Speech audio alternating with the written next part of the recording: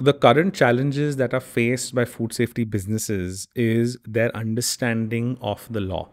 FSSAI is still a very young law. It is ever evolving. Almost every couple of weeks, a new edition comes out, a new draft comes out, a new regulation rolls out. And most food founders that I know are not aware of what are some of the newer regulations that have come out. They're aware of that they have to have a license, they're aware they have to have a nutrition label, shelf life, the basics which have been around for a decade. But there are some nuances, which get released every few months, and they are not aware of that. So that's one of the challenges that I've seen, when it comes to food companies, let it be restaurants or food manufacturers. So there are solutions around it. There is a product called Compliance Cloud that allows you to track all these changes, and they get delivered to your WhatsApp and your email once a week. So that's a great service to have. The next challenge which I've seen most food founders face is they don't know how do you create a product that is market acceptable, right? Most food founders I've met they want to create a category, or they have a certain product in their mind. They don't know, one, how to create the product, and two, how do you see if this is going to be acceptable. So the first challenge to overcome is, how do you create a product? There are great people out there who are product creators. They don't know how to market. They don't know anything else. They know how to create products. Go find these consultants, go find these food mavericks who can actually create your product for you.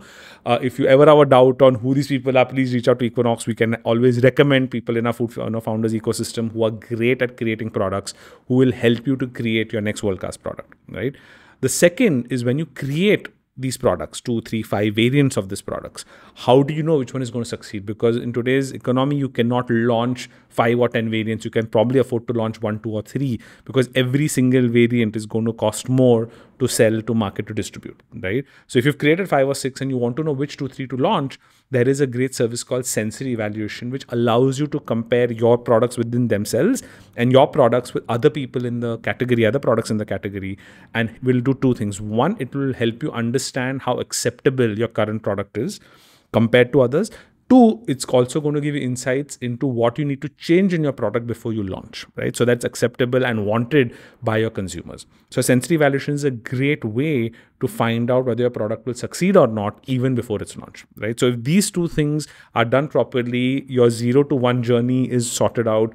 Your 1 to 10 journey is going to be a little more challenging, because it's a very different journey where you have to now learn how to sell your product. You learn how to distribute your product, right? So that's the third challenge that I've seen founders have, is they don't have a great understanding on how do you go from the 1 to 10. The 0 to 1 is you create a product, you create a company, you create, it's ready to go. 1 to 10 is now how do you distribute it across your city, state, or country, right? There are multiple distribution channels today available, depending on your product, depending on your market. Some of these channels will work for you, and some of these channels will completely not work for you.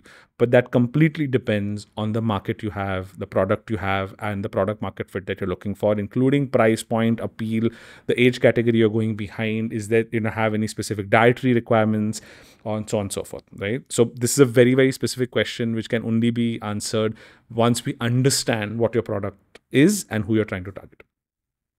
In the last few years, food founders that I work with have come out with extremely innovative ways of marketing their product, selling a product.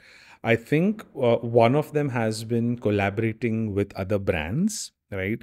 One collaboration, it's nothing to do with food, but which came to mind, which is very recent, is a brand called Mokoboro, which sells bags, collaborating with Indigo and saying, hey, if you have a Mokoboro bag, you actually get 2 kgs or 3 kgs more. You're allowed more. I think that collaboration is just completely out there, right? And I've seen food brands starting to collaborate with fashion brands, right? So at fashion shows, the food that actually matches what is being displayed, matches the brand colors, and so on and so forth. So I think these kind of collaborations are going to continue to grow more. I'm seeing beverage brands partnering up with food brands. I'm seeing cheese brands partnering up with bread brands. So wherever you see a complementary product, reaching out to that brand and saying, hey, can we co-create something, right? There's a new concept of restaurant takeovers, where a bartender will take over a restaurant's bar, individual bartender or who only runs a bar will take over a restaurant's bar, where food influencer will take over a restaurant, and so forth. A celebrity chef will take over a restaurant. So restaurant takeovers have been a great initiative. And I think there are a lot more, and as time progresses, we are going to see a lot more of these trends coming up. Pop-ups are a great way of introducing new cuisines, to new areas. The other day, I was invited for a Khasi food pop up in Mumbai, right? I've never heard of it, but I think it's an amazing way of introducing new food items to people who have never tried it before. So pop ups are going to be a great way. Collaborations are always a great way to explore new avenues and to introduce new concepts to a new set of audience. There is a lot of innovation happening in food today.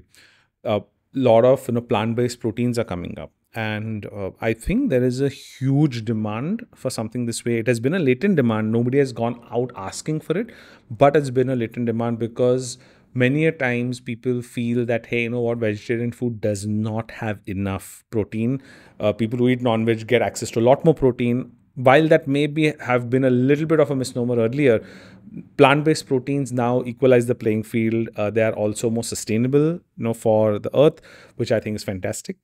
While most people who consume plant-based protein may not do it for sustainability, they may do it for the protein benefit. If something is good for your taste and for the earth, why not, right? I think that's going to be an amazing new trend, and I'm seeing a lot more people entering the playing field.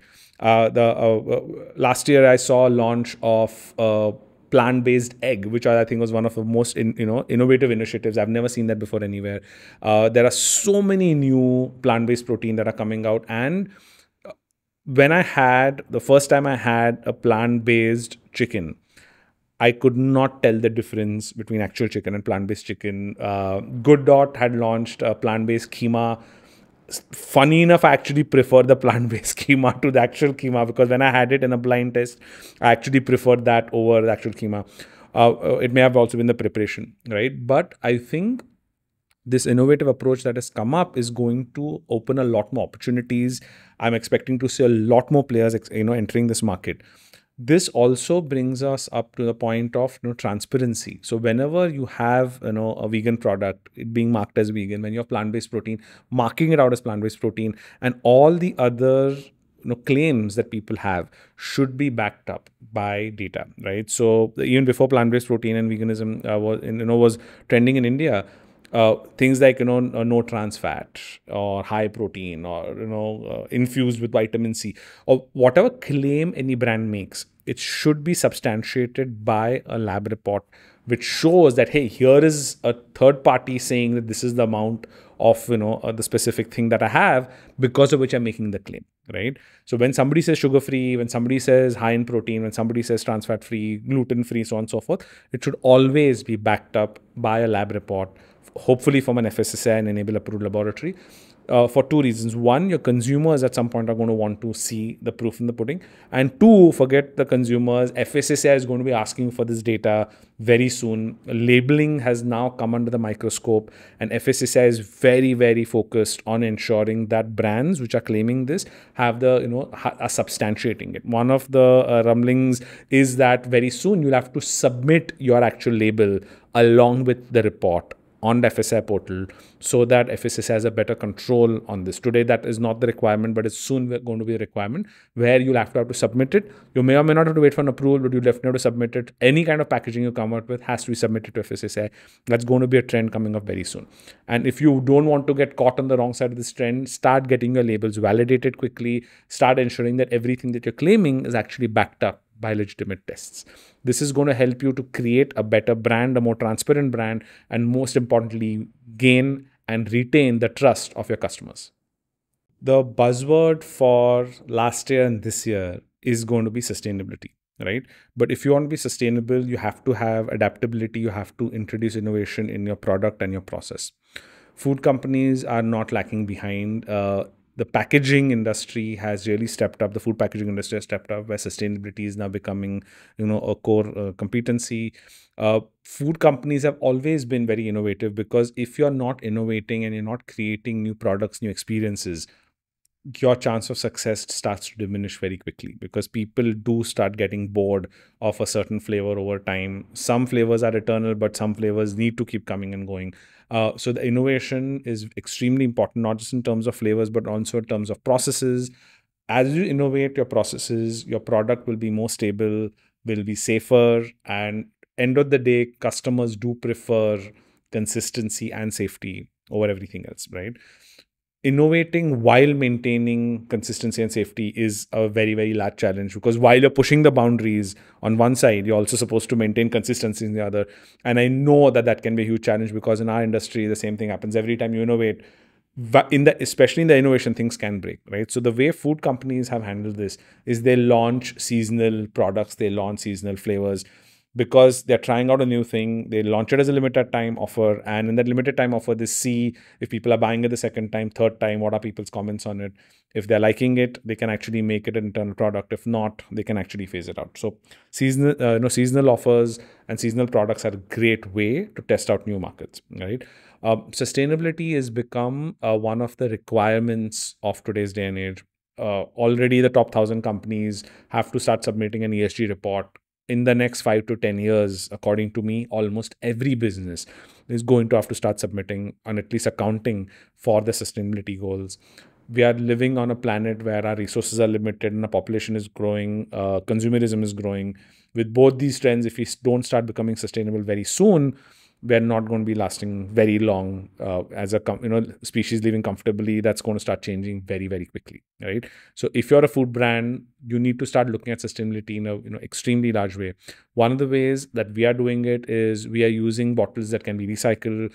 We are slowly stopping to print reports. We're giving the customers options of e-reports, and very soon, and hopefully if everything goes well, we'll be charging customers more if they want a printed report, and that's going to be the to deter them from actually printing reports, printing invoices, and have everything available on a portal where they can click and download.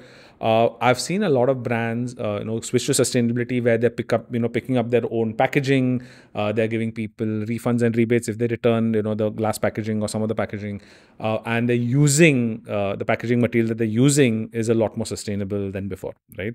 So these three things are going to be your pillars of success going forward.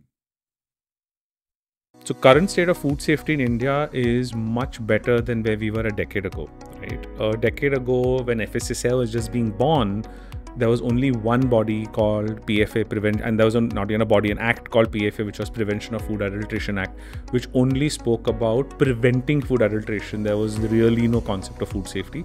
Over the last decade, since FSSAI has come, food safety has gotten better. While that is being said, as methods of detecting adulteration have gotten better, people adulterating have also gotten more creative and gotten better. Back in the day, milk used to be only adulterated with water, but over the last 10 years, 15 years, the milk adulteration has gotten worse in the beginning, because people, apart from water, started adding blotting paper and other chemicals to increase consistency. So some of the tests or tastes you wouldn't find adulteration, but now methods of testing have gotten better where these adulterations can be caught. I think one of the biggest changes that I've seen is that the consumer is a lot more of a stakeholder in this whole equation than they were a little while ago. The law now actually has teeth, not just a bark. Earlier, PFA was just a bark. The bite was hardly 500 rupees or 1,000 rupees. FSSAI not only has a bark, but has a very tremendous bite, where the penalties can start off at 50,000 going to 10 lakhs, and including imprisonment if you're caught adulterating or breaking the law as well, right? FSSAI has put food safety at the forefront of our country, and the products and services around food which are now coming up are a lot more safer.